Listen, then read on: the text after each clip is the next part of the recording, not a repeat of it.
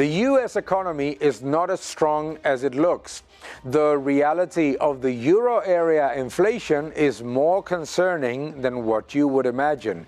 Markets are looking at monetary policy and not at economic growth, and OPEC maintains production cuts because demand is not that good. Let's talk about it all.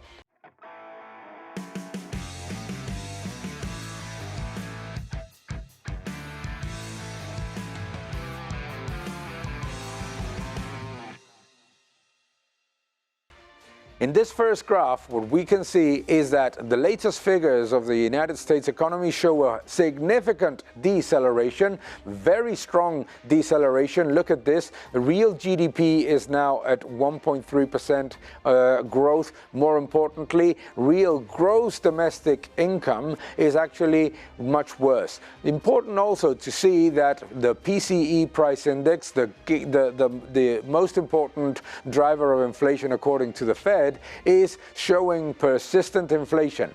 The Treasury, the United States government, is sabotaging the Fed's battle against inflation. How? Spending like there's no tomorrow, making deficits structural, and deficit spending is printing money.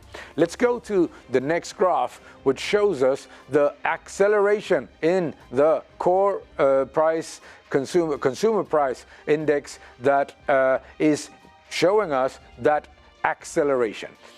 In this graph, what we can see is the acceleration in the PCE index. This is not a disinflationary process. This is showing that it is getting worse, and it's getting worse almost every moment since October. What happened in October?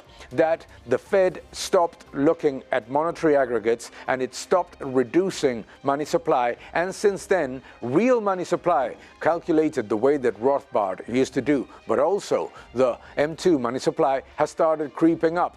Increasing money supply, more deficit spending, and persistent inflation, people getting poorer. We say it all the time in this channel. Let's look at the next graph, because it also shows us that it makes absolutely no sense for the European Central Bank to cut rates. Cutting rates has only one objective, which is to keep government spending relatively afloat in an environment in which the level of indebtedness of countries like Spain and Italy continue to be excessive, and more importantly, in which governments are disguising their stagnation with government spending. But look at this.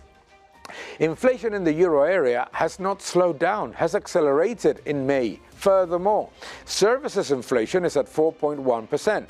I mean, none of those factors would justify a rate cut, but certainly what does not justify a rate cut is the reality of the problem of the European Central Bank policy, which is that by keeping afloat government spending and disguising the real liquidity and solvency risk of sovereign issuers, what it is doing is transferring to the real economy and to the productive economy all of the negative impacts of monetary policy. So, not a good decision. Let's go to the next graph. Markets are only paying attention to monetary policy, and it's logical. That what are they seeing? That yes, the level of economic surprise is plummeting. Economic surprise in the United States is plummeting, but think about this. Net positioning in U.S. equities is actually rising according to Morgan Stanley. It's actually at almost new record highs. And why is that? Makes total sense to me. That is because what investors are looking at is not at macroeconomic figures, but at the fact that the Fed is going to need to monetize this incredibly ridiculous level of deficit spending.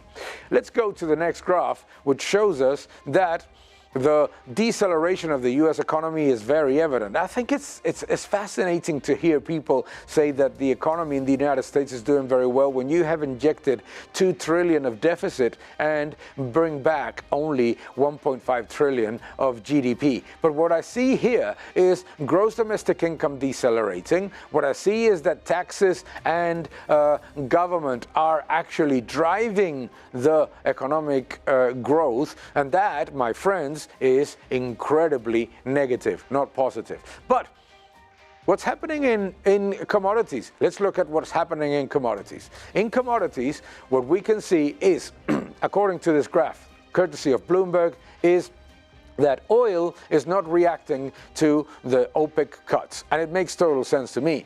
What they're doing by maintaining OPEC cuts until 2025 is basically assuming and admitting that global demand is very poor.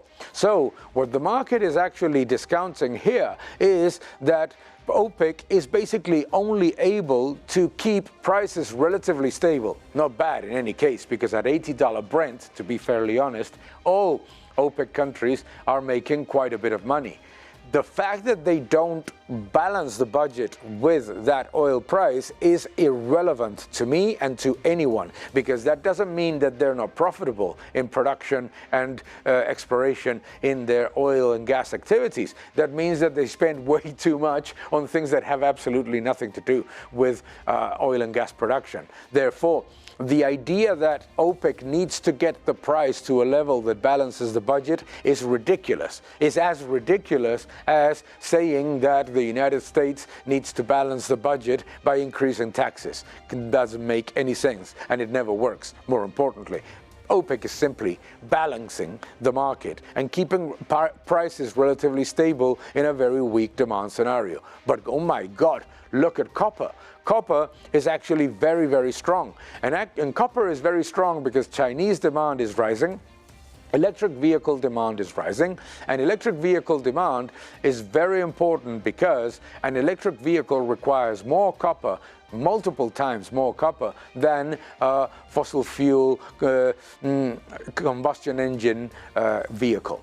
And that is also very relevant to understand because the green transition is going to require a lot of mining. So it's no surprise to me that oil is a little bit weak but not falling, stable, and the commodity index is showing persistent inflation. Commodities don't cause inflation.